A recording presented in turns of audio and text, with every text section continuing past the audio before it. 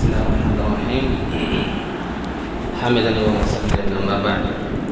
قال الله سبحانه وتعالى إنهم كانوا يسارعون في الخيرات ويدعوننا رغبا ورهبا وكانوا لنا خاشعين. سورہ انبیاء کی آیت ہے. اللہ رب العالمین نے اس آیت کے اندر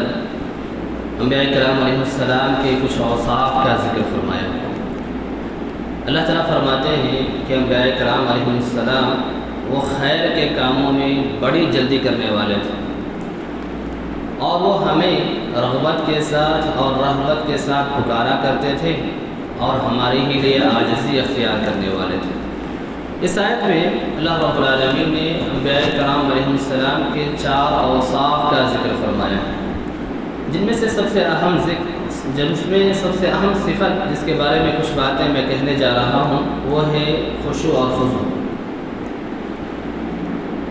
اب غور کیجیے کہ ان بنیادی اوصاف میں، ان بنیادی صفات جن کا ذکر اس آیت میں اللہ رب العالمین نے کیا ہے، ان میں سے ایک نمایاں صفت، ایک اہم صفت خشوع کا ذکر کیا ہے کہ یہ لوگ اللہ رب العالمین کے لیے خشوع اور خضوع اختیار کرنے والے تھے. اسی طریقے سے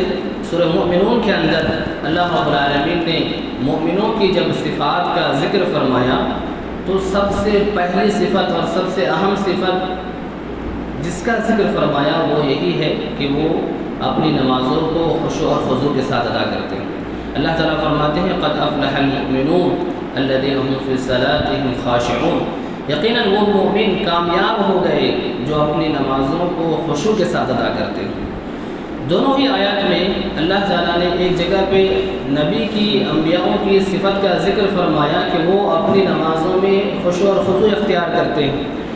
وہیں پہ مومنین کے صفات میں بھی اس صفت کو بہت ہی اہمیت دی گئی ہے. یہ خشوع ہے کیا؟ یہ خشوع ہے کیا جس کی اللہ رب العالمین کی یہاں اس قدر اہمیت ہے؟ نماز کے معاملے میں اس کی اتنی قدر و قیمت ہے. اہل علم نے اس کی تفسیر ان الفاظ میں بیان کی ہے کہ آدمی نہایت ہی اطمینان و سکون کے ساتھ نماز کو ادا کرے، اس کے اعضاء اور جوارح بھی اپنی جگہ پر پرسکون ہو، نماز میں وہ کیا کر رہا ہے، کیا پڑھ رہا ہے، اس کو اس کا احساس اور ادراک ہو. ان تمام ہی چیزوں کے مجموعے کو خشوع کہتے ہیں. یعنی ہم نماز میں جب کھڑے ہیں تو ایسا نہ ہو کہ ہم نماز میں تو کھڑے ہیں لیکن ہمارا ذہن کہیں اور ہے. نماز میں ہم کھڑے ہیں، ہاتھ باندھے ہوئے ہیں، کبھی وقفے سے اپنے کپڑے کو درست کرتے ہیں، اپنے بال کو درست کرتے ہیں، اپنی ٹوپی کو درست کرتے ہیں، کبھی بغیر ضرورت کے اپنے جسم کے کسی حصے میں جو ہے کھجلی وغیرہ کر لیتے ہیں. تو یہ اور اس قسم کی چیزیں خشوع کی منافی ہے. سید ابن مسیب رحمۃ اللہ علیہ نے ایک آدمی کو دیکھا کہ وہ نماز کے دوران اپنی داڑھی سے کھیل رہا ہے. تو آپ رحمہ اللہ نے کہا لو خشع قلب هذا لخشعت جوارحه، کہ اس آدمی کا دل اگر اللہ کے لیے خاشع ہوتا، اس آدمی کے دل میں اگر اللہ کے لیے خشوع ہوتا تو گویا کہ اس کے اعضاء اور جوارح بھی نہایت ہی پرسکون ہوتے. تو اس کا مطلب یہ ہوا کہ اگر ہم نماز میں کھڑے ہیں اور بغیر کسی ضرورت کے ہم اپنی نماز میں جسم کے مختلف حصوں کی اصلاح کر رہے ہیں تو اس کا مطلب یہ ہے کہ ہمارے یہاں خشوع میں کمی پائی جاتی ہے، ہمارے یہاں خشوع میں خلل پایا جا رہا ہے. ہم نماز میں برائے نام کھڑے ہوئے ہیں، حقیقت میں ہمارا دل نماز سے غافل ہے. خشوع کا کیا مقام ہے، کیا مرتبہ ہے،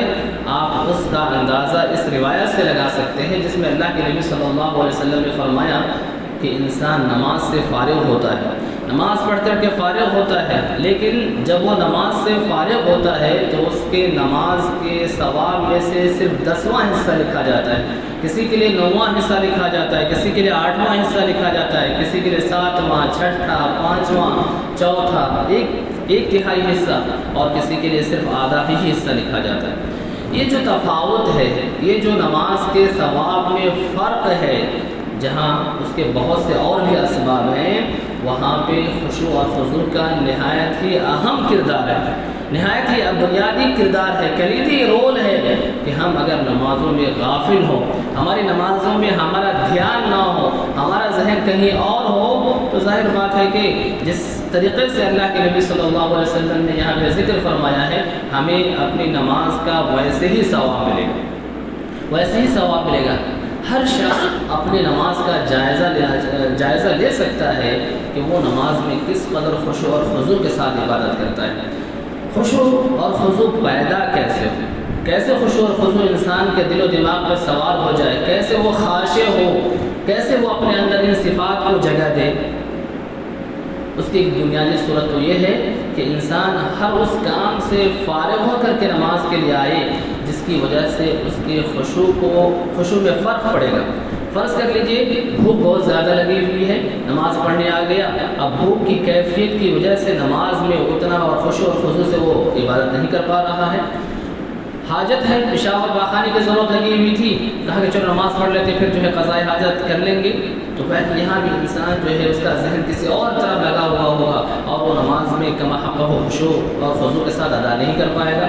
اسی طریقے سے وہ کسی کام میں بہت ہی زیادہ مشغول ہو، اس کا ذہن نماز پہ لگنے والا نہ ہو، بہت ہی زیادہ غمگین ہو یا خوشی کے جذبات اس قدر زیادہ ہو کہ وہ نماز میں کما حقہ اپنے ذہن کو حاضر نہیں کر پائے گا، تو کہا کہ ایسے امور سے انسان کو خالی ہو کر کے آنا چاہیے تاکہ کہ نماز میں کما حقہ خشوع کے ساتھ ادا کر سکے، نماز کو کما حقہ خشوع کے ساتھ پڑھ سکے۔ اسی طریقے سے خشوع کا جو دوسرا سبب ہے وہ یہ کہ ہم نماز کے اذکار کو بدل کر کے پڑھیں، نماز کے اذکاروں میں تبدیلی کریں۔ ہم نماز میں جب آتے ہیں تو سورتوں میں بھی تبدیلی کریں، کبھی ہم چھوٹی سورہ پڑھ لیا ہے، کبھی کوئی اور سورہ پڑھ لیا ہے، رکوع میں جو دعائیں وارد ہیں، سجدے میں جو دعائیں وارد ہیں وغیرہ، ان جگہوں میں ہم بدل کر کے دعا پڑھیں، تو اس کا مطلب یہ ہوگا کہ یہ جو نماز میں آپ تبدیلی کر رہے ہیں، دعاؤں میں جو بدل کے پڑھ رہے ہیں، اس کا مطلب ہے کہ ہم نماز باقاعدہ توجہ کے ساتھ پڑھ رہے ہیں، ہمارا ذہن یہاں حاضر ہے، تبھی جا کر کے انسان مختلف وقت کی مختلف دعائیں الگ پڑھ سکتا ہے۔